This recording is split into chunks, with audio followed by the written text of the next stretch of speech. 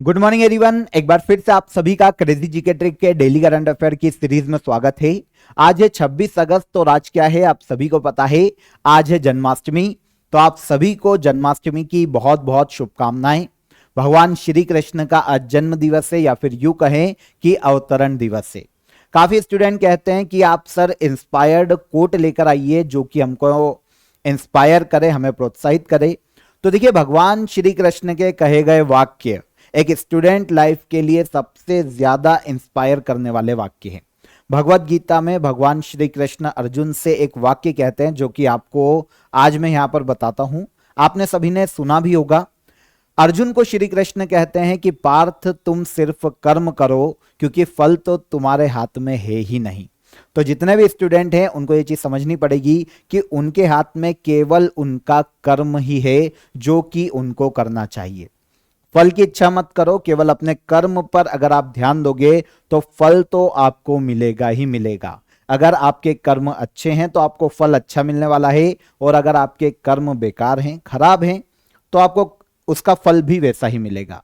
अगर आप आम का पेड़ का बीज बोएंगे तो आपको उसके प्रतिफल में आम का ही फल मिलने वाला है, और अगर आप बबूल का कोई बीज बोएंगे तो आपको उसके एवज में बबूल का ही वृक्ष मिलेगा और आपके भाग्य में कांटे ही आएंगे। तो आप भी कर्म करते रहिए, अपनी तैयारी को, अपनी प्रिपरेशन को बनाए रखिए।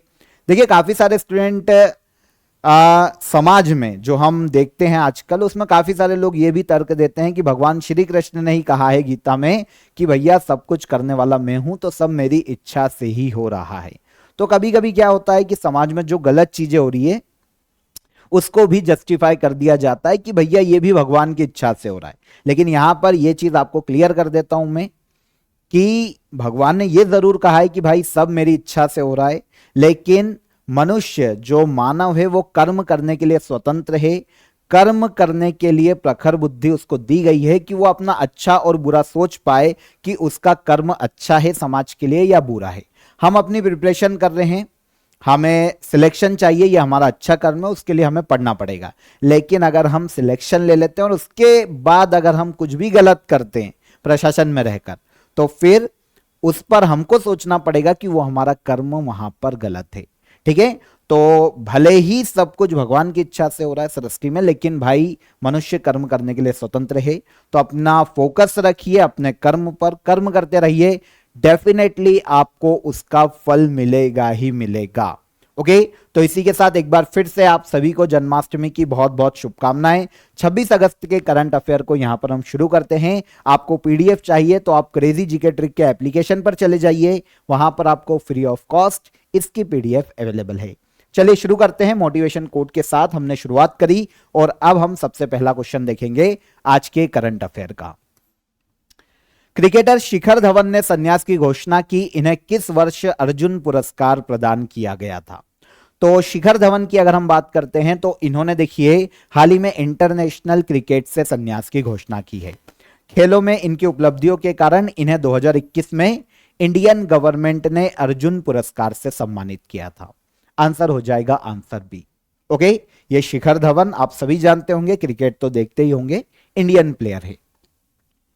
तो 24 अगस्त को इंडियन क्रिकेटर शिखर धवन ने इंटरनेशनल क्रिकेट से संन्यास का, रिटायरमेंट का अनाउंसमेंट कर दिया है। क्रिकेट जगत में इन्हें दो निकनेम से जाना जाता है, एक तो मिस्टर आईसीसी के नाम से भी इन्हें जाना जाता है, और गब्बर, ये फ्रेंड्स के द्वारा जो इनके कलीग्स थे इंडियन क्रिकेट टीम में, उनके द्वारा दिया गया एक नाम है, इनको गब्बर प्यार से कहा जाता है। ठीक है, यहां पर आप इनका रिकॉर्ड इतना ज्यादा इंपॉर्टेंट नहीं है कि इन्होंने कितने वनडे या टेस्ट खेले, तो यहां पर मैंने आपको मेंशन जरूर कर दिया है, एक बार पीडीएफ में देख लेना, ध्यान से पढ़ लेना। बाकी ये उम्मीद कम है कि हमसे ये एग्जाम में पूछा जाए, फिर भी आप एक बार पढ़ लीजिएगा। ओके, शिखर धवन की उपलब्धियों की बात करना चाहिए हमें, तो यहां पर हमें दो अवार्ड इनके याद रखना चाहिए जो कि पूछे जा सकते हैं। एक तो अर्जुन अवार्ड जो कि हमारा क्वेश्चन भी था, शिखर धवन को 2021 में अर्जुन अवार्ड से सम्मानित किया गया था। इसके अलावा Wisden cricketer of the year का अवार्ड दिया गया था इन्हें 2014 में। विजडन पत्रिका क्रिकेट की बाइबिल कहलाती है, यह भी ध्यान रखिएगा। विजडन पत्रिका को क्रिकेट की बाइबिल कहा जाता है। उसने Wisden cricketer of the year 2014 का खिताब किसको दिया था? शिखर धवन को। और अर्जुन अवार्ड इंडियन गवर्नमेंट ने दिया इन्हें 2021 में।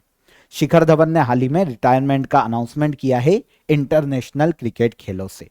सेकंड क्वेश्चन देखेंगे, भारत का पहला रीयूजेबल हाइब्रिड रॉकेट रूमी 1 कहां से लॉन्च किया गया? तो रीयूजेबल हाइब्रिड रॉकेट जिसे वापस से यूज किया जा सकता है, इसे नाम दिया गया है रूमी 1। इंडिया का पहला है। इसे लॉन्च किया गया है चेन्नई से। कहां से? चेन्नई से। एक्चुअल में प्राइवेट स्टार्टअप के द्वारा इसकी लॉन्चिंग की गई है। ठीक है, भारत का पहला reusable hybrid rocket Rumi 1 Tamil Nadu के चेन्नई से लॉन्च किया गया। एक स्टार्टअप कंपनी है स्पेस जोन इंडिया और इसके अलावा मार्टिन ग्रुप, इन दोनों ने मिलकर इसे लॉन्च किया। इसीलिए, नहीं तो आपको पता है सतीश धवन अंतरिक्ष केंद्र से हम लॉन्च करते हैं कुछ भी, रॉकेट या कुछ भी होता है हमारे पास, तो यहां पर पहली बार जो इसे लॉन्च किया गया है नॉर्मली, तो इसे चेन्नई से लॉन्च किया गया। ठीक है, एक हम जो हमारी मिसाइल्स वगैरह होती है उसका परीक्षण ओडिशा के चांदीपुर से करते हैं, तो दोनों को समझना। रूमी 1 एक खास तरह का रॉकेट है जो कि दो तरह के सॉलिड फ्यूल और लिक्विड ऑक्सीडाइजर की मदद से उड़ता है। ठीक है, देखिए हाइब्रिड रॉकेट रूमी 1 के जरिए 3 क्यूब सैटेलाइट और 50 पीको सैटेलाइट को सब ऑर्बिटल ट्रेजेक्टरी में हाल ही में भेजा गया है। यहां पर अब आपको सब ऑर्बिटल ट्रेजेक्टरी के बारे में समझना चाहिए कि यह क्या है, जहां पर इस रॉकेट को रूमी 1 को भेजा गया। तो देखिए, एक ऐसा पथ, एक ऐसा सड़क बोल सकते हैं आप, जहां पर कोई भी ऑब्जेक्ट जैसे कि रॉकेट या मिसाइल स्पेस में तो जाती है, लेकिन वो पृथ्वी के चारों ओर राउंड नहीं करती, पृथ्वी के चारों ओर चक्कर नहीं लगाती। स्पेस में जाती है, पृथ्वी के वायुमंडल से बाहर स्पेस में उड़ान तो भरती है ऊंचाई तक, लेकिन एक ऊंचाई के बाद ये वापस धरती पर पुनः लौट कर आ जाती है। ये पृथ्वी के चारों ओर राउंड नहीं करती। इसे पुनः यूज किया जा सकता है रूमी 1 को। ये हाइब्रिड रॉकेट है ना, रीयूजेबल है, वापस इसका यूज किया जा सकता है। ठीक है, अब सब ऑर्बिटल ट्रेजेक्टरी का यूज क्यों किया जाता है? तो स्पेस टूरिज्म के लिए, साइंटिफिक रिसर्च के लिए, एक्सपेरिमेंट के लिए, ट्रायल्स के लिए नॉर्मली ये क्षेत्र ट्रेजेक्टरी यूज की जाती है। ओके, तो एटमॉस्फेयर से बाहर की परिस्थितियों का अध्ययन भी करने के लिए इसी ट्रेजेक्टरी को यूज किया जाता है, जहां पर हमने रूमी 1 को भेजा है प्राइवेट ऑर्गेनाइजेशन के माध्यम से। मतलब एक कंपनी ने भेजा है। कहां से लॉन्च किया गया? इसे लॉन्च किया गया चेन्नई, तमिलनाडु से। आप सभी को आगे बढ़ने से पहले जन्माष्टमी की शुभकामनाओं के साथ ये बता देता हूं कि क्रेजी जीके ट्रिक और रूट एप्लीकेशन पर आप सभी के लिए जन्माष्टमी की सेल शुरू हो गई है, जहां पर आपको सभी कोर्सेस, सभी पीडीएफ अप टू 80% तक ऑफ पर अवेलेबल है। दोनों ही एप्लीकेशन की लिंक आपको नीचे डिस्क्रिप्शन में मिल जाएगी। प्ले स्टोर से आप डाउनलोड कर लीजिए और जो भी आपकी नीड की कोर्सेस हैं, जो भी आपकी जरूरत की पीडीएफ है, आप वहां पर बहुत ही नॉमिनल चार्जेस में दोनों एप्लीकेशन पर इन्हें ज्वाइन कर सकते हैं। कोई भी डाउट आता है तो नीचे आपका हेल्पलाइन नंबर रहता ही है, हर बार रहता है, डिस्क्रिप्शन में भी मिल जाएगा। आप कॉल कर लीजिए और आपकी क्वेरी वहां पर सॉल्व हो जाएगी। आगे बढ़ेंगे। चर्चा में रही पीएम जनजाति आदिवासी न्याय महाअभियान, जिसे पीएम जनमान के नाम से जाना जाता है, कब लॉन्च की गई थी? तो पीएम जनजाति आदिवासी न्याय महाअभियान, पीएम जनमान, इसे लॉन्च किया गया था लास्ट ईयर 15 नवंबर 2023 को। अभी सुर्खियों में क्यों हैं, अभी बात क्यों कर रहे हैं?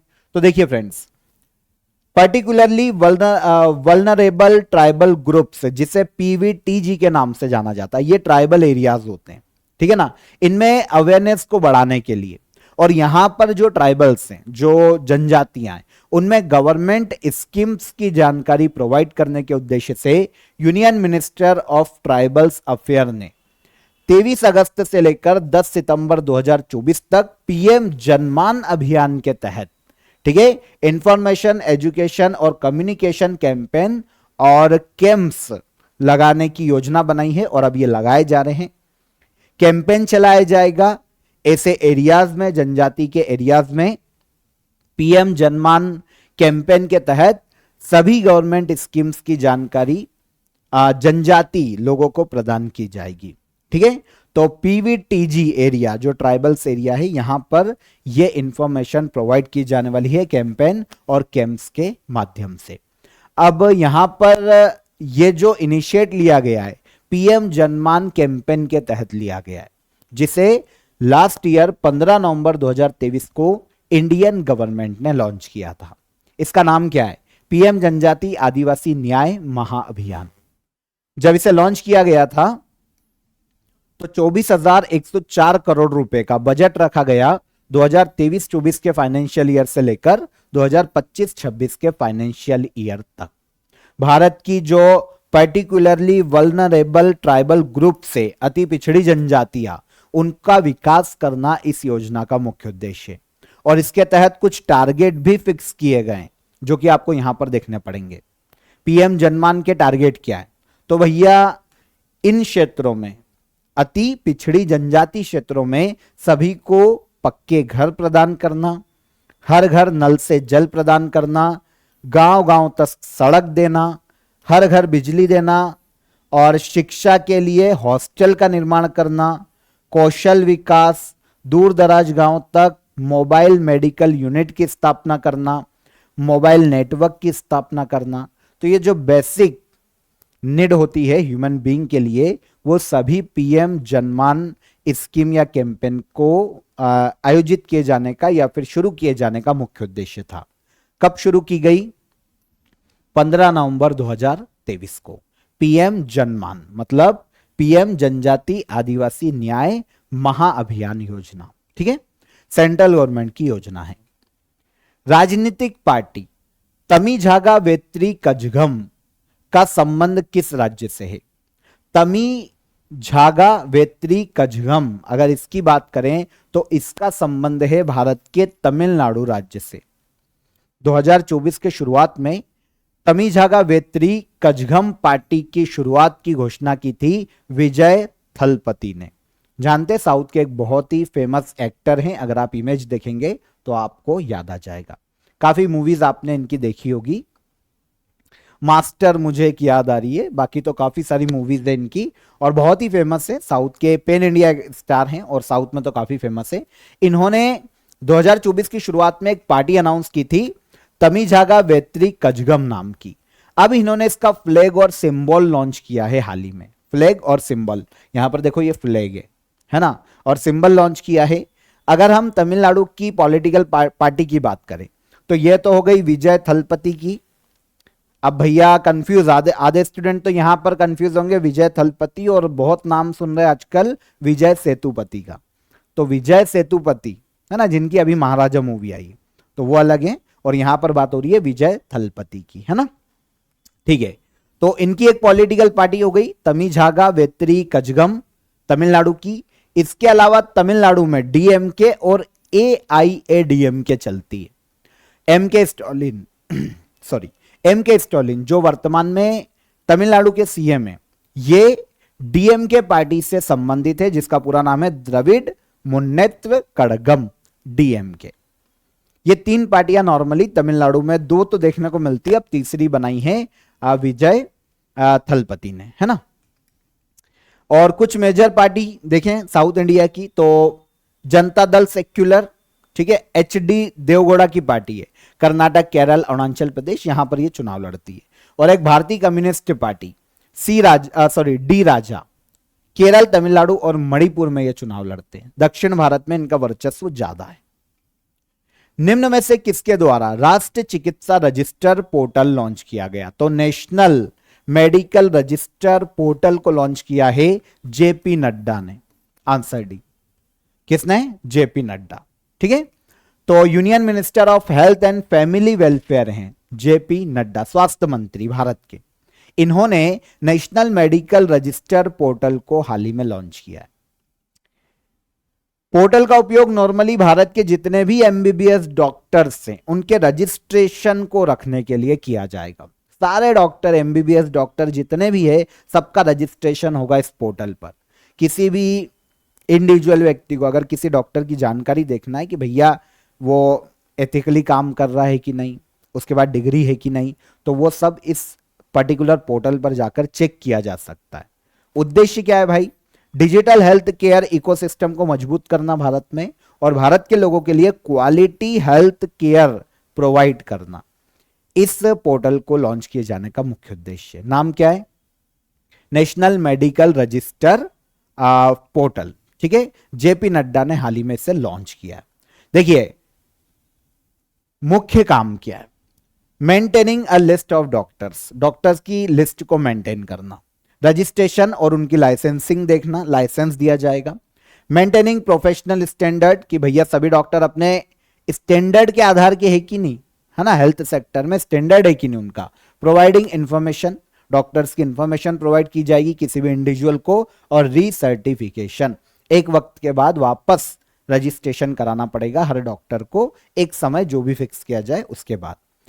इस प्रकार नेशनल मेडिकल रजिस्टर एक महत्वपूर्ण प्रणाली है जो कि management of medical professionals, monitoring and certification के लिए जिम्मेदार है।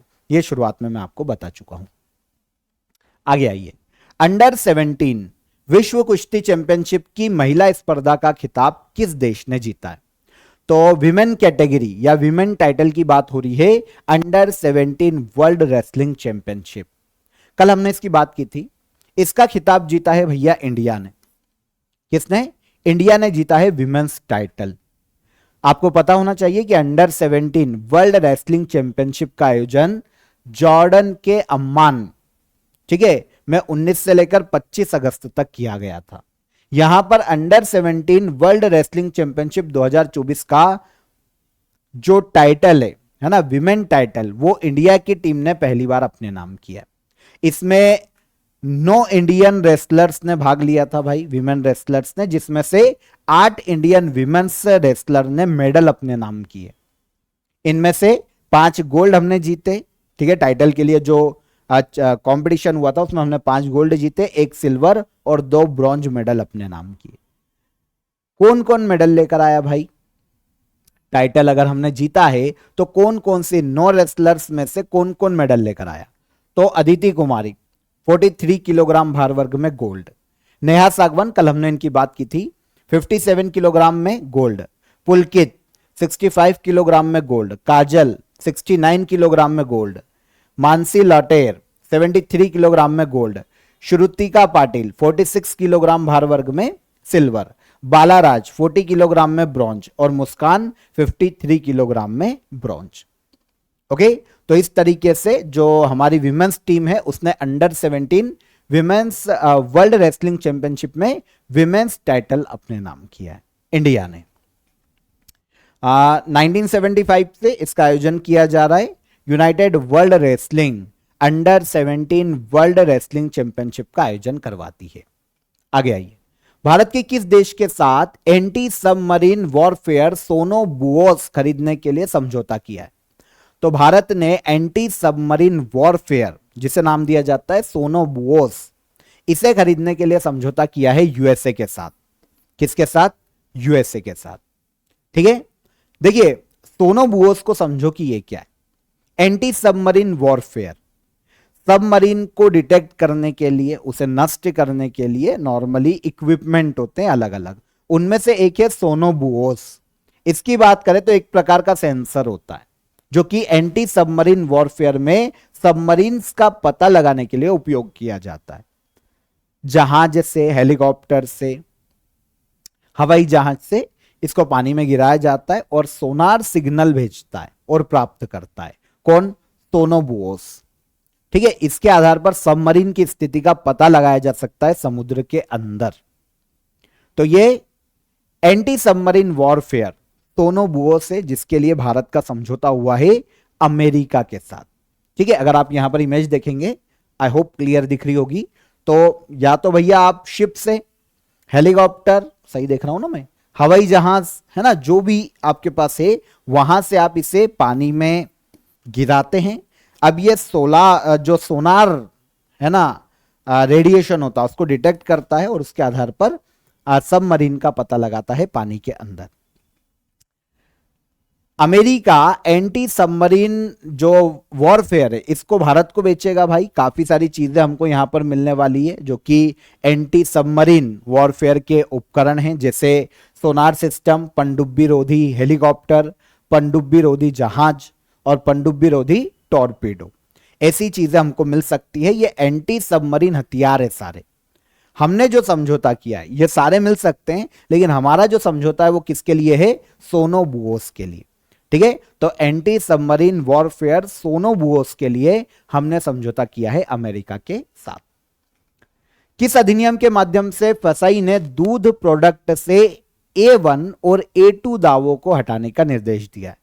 तो दूध के पैकेट पर A1 और A2 दो चिन्ह अंकित होते हैं।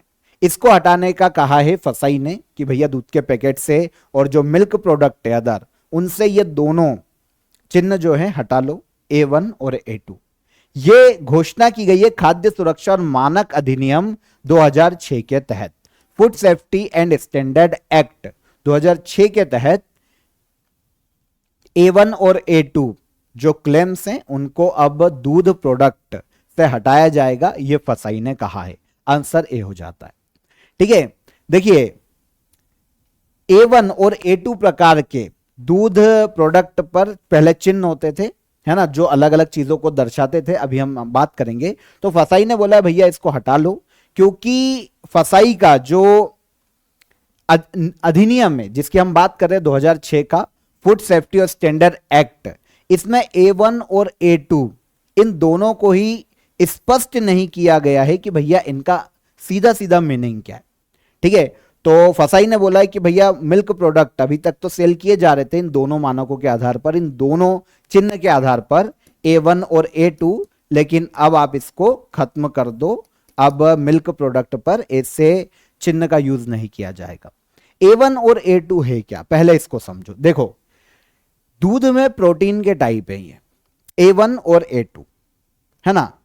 A1 जो जिस पर भी प्रोडक्ट पर, मिल्क प्रोडक्ट पर अगर ये दिखाया गया चिन्ह है, तो A1 दूध में एक खास प्रकार का प्रोटीन होता है जो कि A1 बीटा कैसिन जिसे कहा जाता है। बीटा कैसिन नॉर्मली क्या होता है, विदेशी गाय या जो विदेशी गाय होती है ना, उनके दूध में नॉर्मली बीटा कैसिन पाया जाता है।